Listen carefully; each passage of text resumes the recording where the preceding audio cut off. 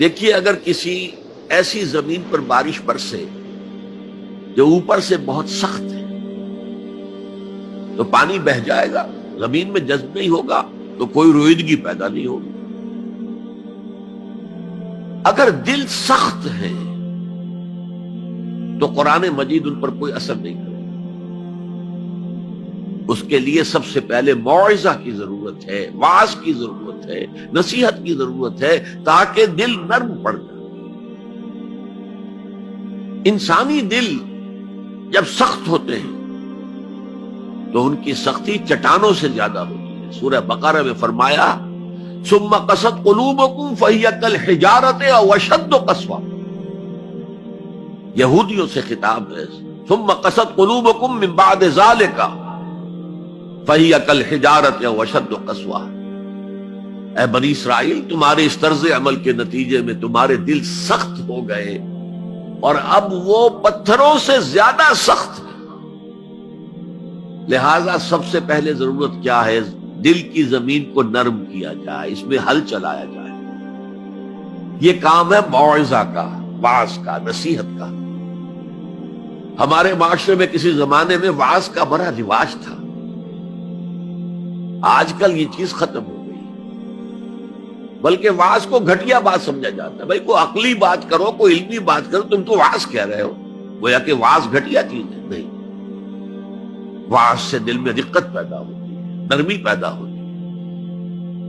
تو قرآن مجید ہی سب سے بڑا موعظہ ہے۔ ہم نے بدقسمتی سے کیا کیا، جب واعظ کہے جاتے تھے تب بھی مثنوی مولانا روم سے، ضعیف احادیث سے،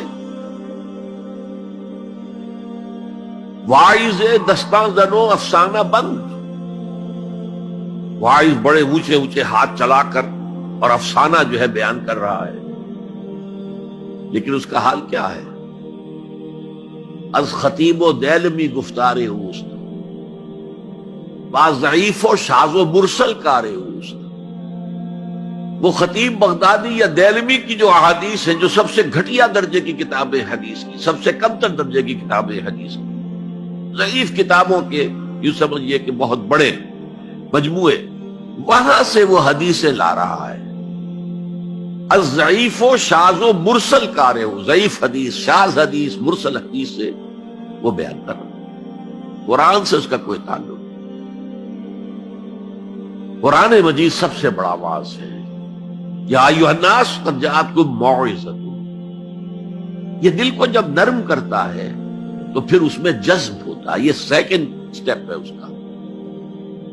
اور جب دل میں جذب ہوگا تو دل کے اندر کی بیماریوں کو دور کر دے گا۔ دل کے اندر کی بیماریاں کون سی ہیں؟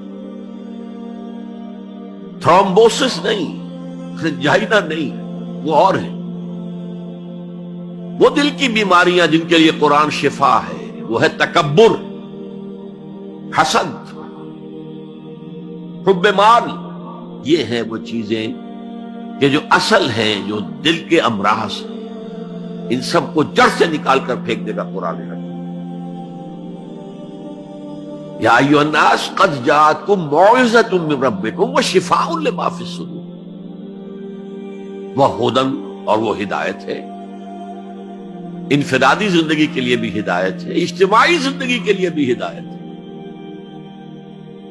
کبھی اگر سورہ فاتحہ پر آپ غور کریں، جو ہماری نماز کا جزو لازم ہے، تو ہم پہلے کہتے ہیں الحمدللہ رب العالمین الرحمن الرحیم مالک یوم الدین ایاک نعبد و ایاک نستعین۔ یہ ہدایت تو ہمیں پہلے ہی ملی ہوئی ہے۔ پھر جو ہم کہتے ہیں اہدنا الصراط المستقیم، اللہ کو ہم نے پہچان لیا، اسے رب العالمین مان لیا، اسے رحمان مان لیا، اسے رحیم مان لیا، اسے روز جزا کا حاکم مطلق مان لیا، تو اب کون سی ہدایت رہ گئی؟ ہدایت تو آ گئی۔ اب اصل ہدایت جو درکار ہے وہ ہے جو ریلیونٹ ہے آج کے دور میں، جو اجتماعی نظام ہے انسانوں کا، اس کے لیے انسان بالکل بے بس، اس کی عقل جو ہے اجتماعی نظام عدل قائم نہیں کر سکتی۔ انفرادی طور پر نیکی اور بدی کا علم میرے اور آپ کے نفس کے اندر ودیعت شدہ